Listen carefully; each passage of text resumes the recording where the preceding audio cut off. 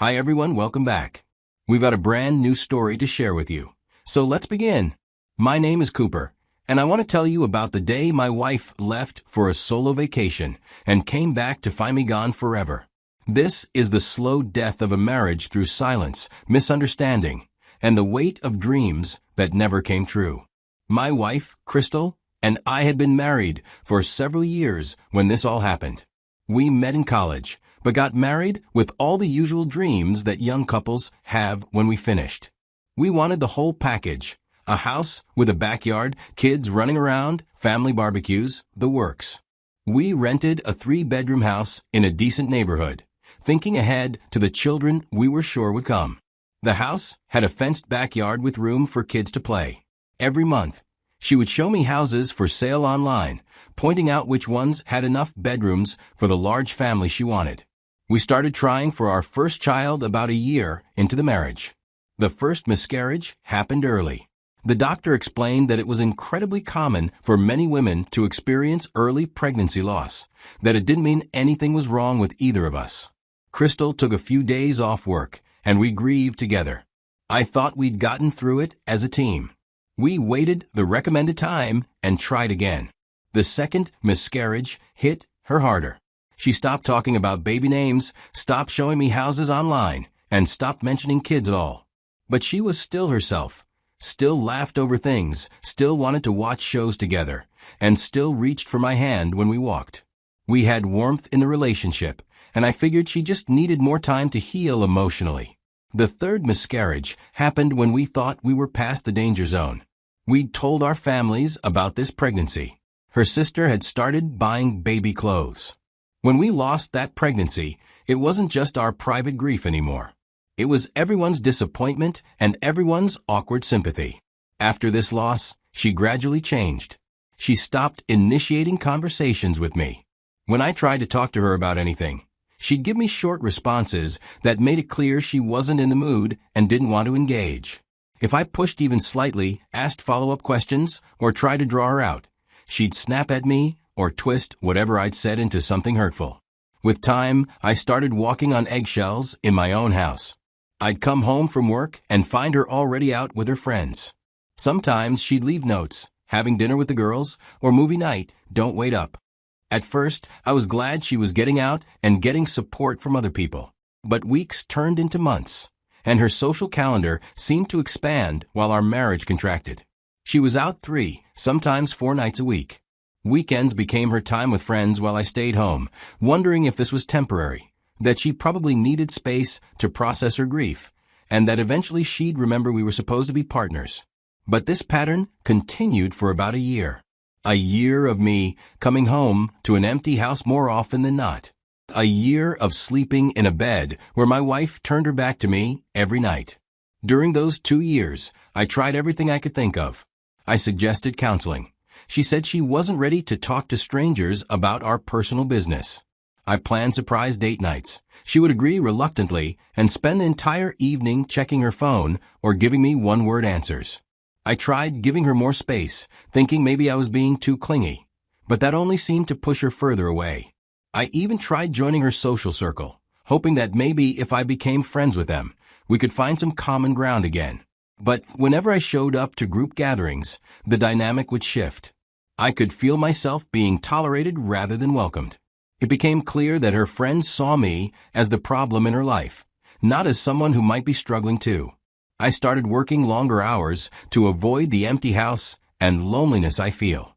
I took on extra projects, stayed late for meetings that weren't strictly necessary, and even considered pursuing a promotion that would have required travel.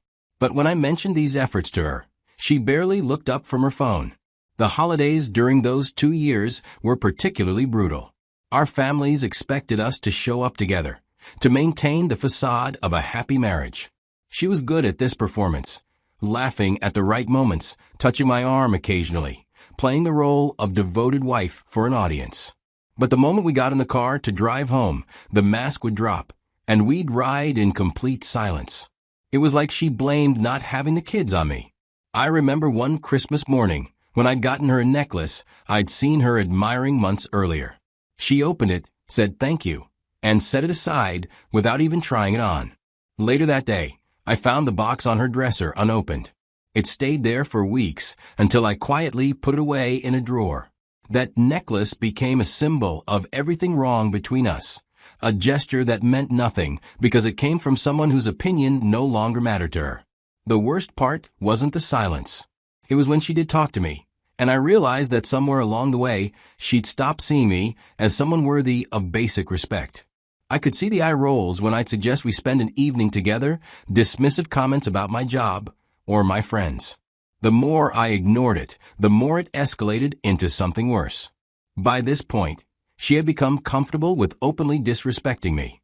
She'd interrupt me when I tried to complain, dismiss my opinions on everything, and speak to me the way you might address someone you actively disliked. I was getting fed up with the whole marriage thing when it got to this stage. For the next few months, I stopped trying. I stopped asking about her plans, stopped suggesting activities together, and stopped attempting conversations that went deeper than logistics about bills and household maintenance. She seemed relieved by this change. We became polite strangers, sharing living expenses. The house during this period felt like a carefully choreographed dance of avoidance. We developed separate routines that minimized our interaction. I'd wake up early and leave for work before she got up. She'd come home later and later, often after I'd already eaten dinner and settled in for the evening. Weekends became exercises in occupying different spaces. I'd work in the garage or basement while she took over the living room, or she'd spend entire Saturdays out while I caught up on household tasks. Our communication became purely functional. Notes left on the kitchen counter about whose turn it was to buy groceries or when the rent was due. Text messages about practical matters, the internet bill, a repair that needed scheduling, and whose family we were expected to visit for upcoming occasions. We were living like the most efficient, emotionally distant roommates imaginable. Her work schedule seemed to shift, with more late meetings and weekend obligations that kept her away from home. I wondered if these changes were real, or if she was simply creating reasons to avoid spending time in the same space as me. The strangest part was how normal this abnormality began to feel. After months of walking on eggshells and trying to navigate her moods, the emotional flatness was almost a relief.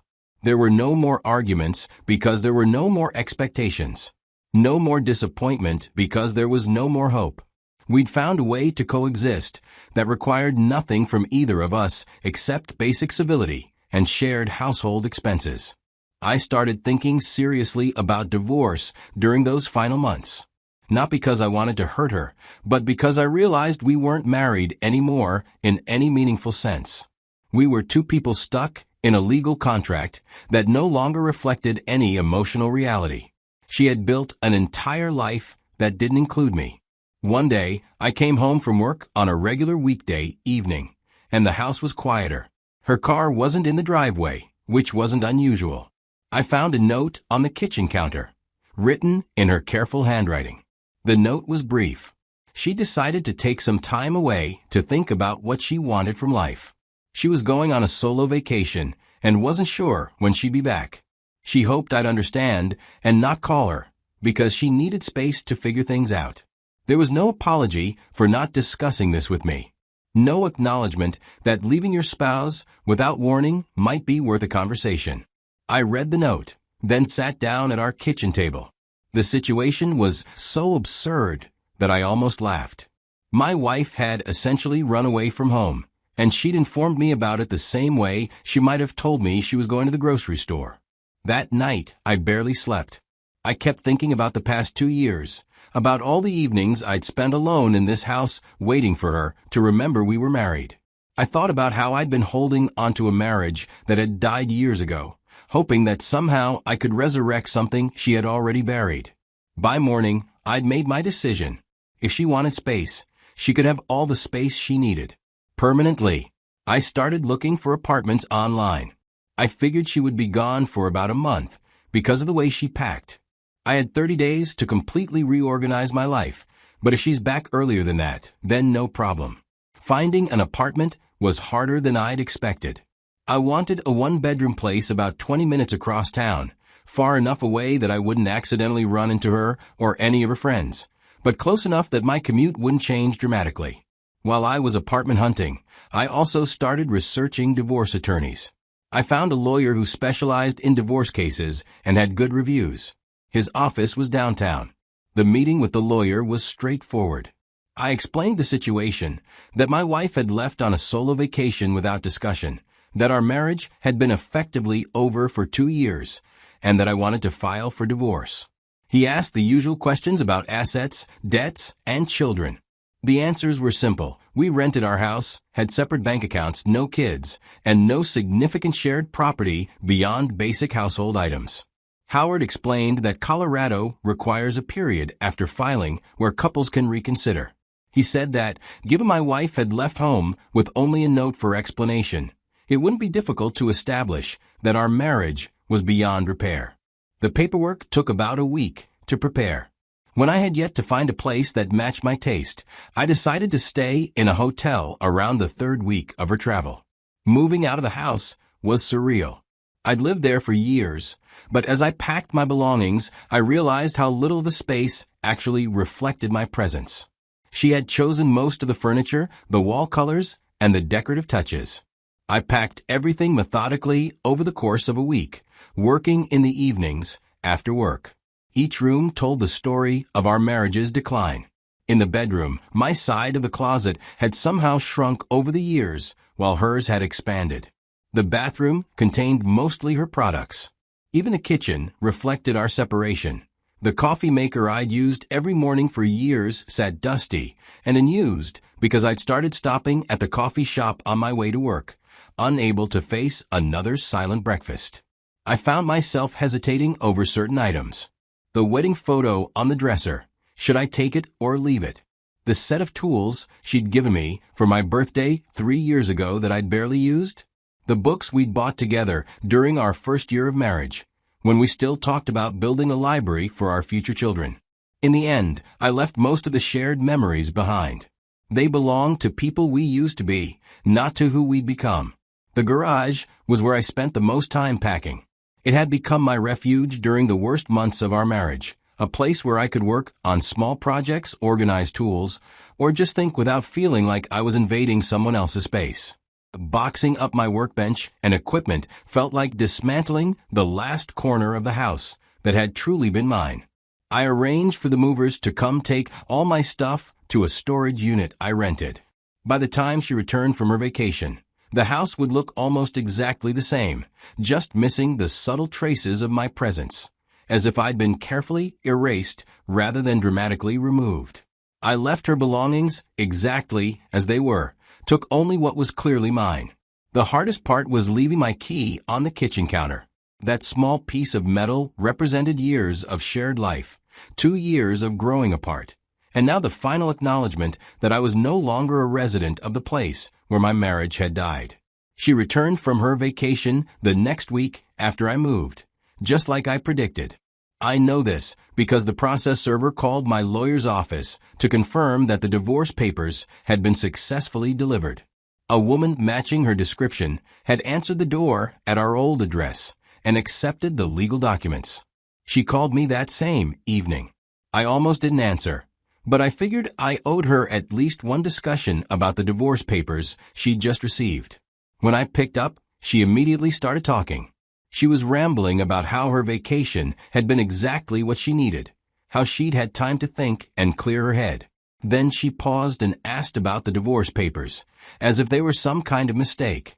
She wanted to know why I'd filed without talking to her first, why I'd moved out of our house, and why I was being so dramatic about what was just a temporary break. I let her finish talking, and then I told her the truth. I explained that she was right. The break had been exactly what she needed, but it had also been exactly what I needed. I'd realized during her month away that I'd been trying to save a marriage that had been over for years. I told her that we'd both been miserable, and that we'd grown apart in ways that couldn't be fixed by a vacation. That the kindest thing we could do for each other was to make our separation official. She went quiet for a long moment, and then she hung up. About 4 hours later, she sent me a text message. She asked if we could work things out without getting divorced, if maybe we could try counseling, or take a break from a break, or find some way to fix what had gone wrong between us. I read the message, and for just a moment, I felt the old familiar hope that maybe things could go back to how they used to be. But then, I remembered the past 2 years. I remembered the nights I'd eaten dinner alone while she was out with friends. I remembered the contempt in her voice, the way she'd made me feel like an inconvenience in my own marriage. Most importantly, I remembered that she had needed to go on a solo vacation to figure out that she wanted to save our marriage. She'd needed to be completely away from me to realize that maybe I was worth keeping around.